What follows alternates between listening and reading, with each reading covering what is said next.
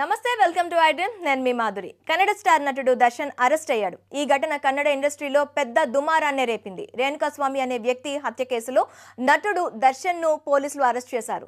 నటి పవిత్ర గౌడ్ కు అసభ్యకరమైన సందేశాలు పంపినందుకు రేణుకాస్వామి హత్య జరిగినట్లు సమాచారం.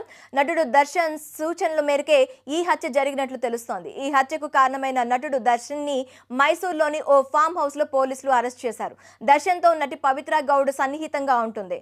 ఈ ఇద్దరి మధ్య సంథింగ్ అని కన్నడ ఇండస్ట్రీలో చాలా వార్తలు షికారు చేస్తున్నాయి. వీళ్ళిద్దరి బంధం ఇలా కొనసాగుతుండగా పవిత్ర గౌడ్ కు రేణుకాస్వామి అనే వ్యక్తి అభ్యంతరకర మెసేజ్లు పంపినట్లు సమాచారం. రేణుకాస్వామి టార్చర్ చేస్తున్న విషయాన్ని పవిత్ర దర్శన్ కు తెలిపింది. దాంతో ఆ వ్యక్తిని హతమార్చడానికి దర్శన్ ప్లాన్ వేసినట్లు తెలుస్తోంది. దర్శన్ అనుచరులు రేణుకాస్వామిని బెంగళూరు తీసుకొచ్చి మర్డర్ చేసినట్లు వార్తలు వస్తున్నాయి.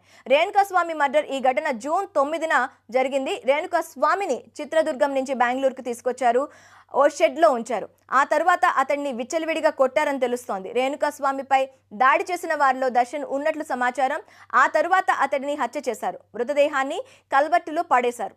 దర్శన్ సూచన మేరకే హత్య చేసినట్లు నలుగురు నిందితులు అంగీకరించారు. ఘటన జరిగిన సమయంలో దర్శన్ కూడా ఉన్నట్టు తెలుస్తోంది. ఈ కేసులో దర్శన్ సహా 10 మందిని అరెస్ట్ చేశారు పోలీసులు. దర్శన్ ను విజయనగరం ఏసీపీ చందన్ బృందం అదుపులోకి తీసుకుంది. ఈ ఘటనలో పవిత్రను కూడా పోలీసులు విచారిస్తున్నారు. ఇదివరకే పెళ్లైన దర్శన్ పవిత్ర గత కొన్నేళ్లుగా రిలేషన్షిప్ లో ఉన్నట్లు తెలుస్తోంది. సినిమా నటి మోడల్ అయిన పవిత్ర గౌడ్ కన్నడతో పాటు తమిళ్ సినిమాల్లోనూ నటించారు. జుగ్గుడ సినిమా షూటింగ్ లో పవిత్ర గౌడ్ దర్శన్ ని కలిశారు. ప్రీతి కితాబ్ సినిమా పవిత్ర గౌడ్ కు పేరు తెచ్చిపెట్టింది. ఇదే ఆమెకు చివరి సినిమా. గత 10 ఏళ్లుగా దర్శన్ తో రిలేషన్షిప్ లో ఉంది. చిత్ర పరిశ్రమలోకి రాకముందు పవిత్ర గౌడ్ సంజయ్ సింగ్ ను ప్రేమించి పెళ్లి చేసుకుంది. కొన్ని రోజుల క్రితం పవిత్ర గౌడ్ సోషల్ మీడియాలో తనకు దర్శన్ మధ్య 10 సంవత్సరాల సంబంధాన్ని స్పష్టం చేసింది. ఇద్దరూ కలిసి చాలా ఫోటోలు పోస్ట్ చేశారు. ప్రస్తుతం రాజరాజేశ్వరి నగర్ లోని రెడ్ కార్పెట్ బొటిక్ యజమానిగా ఉంది. పోలీసులు కేసులు హీరో దర్శన్ కు కొత్తేమీ కాదు. గతంలో చాలా వివాదాల్లో దర్శన్ చిక్కుకున్నాడు. ఇప్పుడు ఏకంగా హత్య కేసులో అడ్డంగా పోలీసులకు దొరికిపోయాడు. రేణుకాస్వామి హత్య కేసు కంటే ముందు గత ఏడాది ఫారెస్ట్ అధికారులు ఆయన వ్యవసాయ క్షేత్రం మీద రైడ్ చేశారు. చట్ట వ్యతిరేకంగా అటవీ పక్షులను ఆయన పెంచుతున్నట్టు ఆరోపణలు వచ్చాయి. తనను బెదిరించారని 2022లో కన్నడ నిర్మాత భరత్ పోలీసులకు దర్శన్ మీద ఫిర్యాదు కూడా చేశాడు.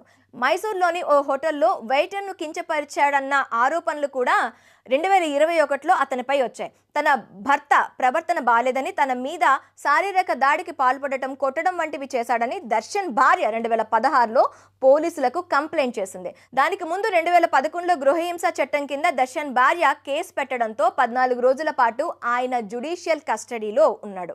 ఇప్పుడు తాజాగా రేణుకాస్వామి మర్డర్ కేసులో ఇరుక్కున్నాడు కన్నడ స్టార్ దర్శన్.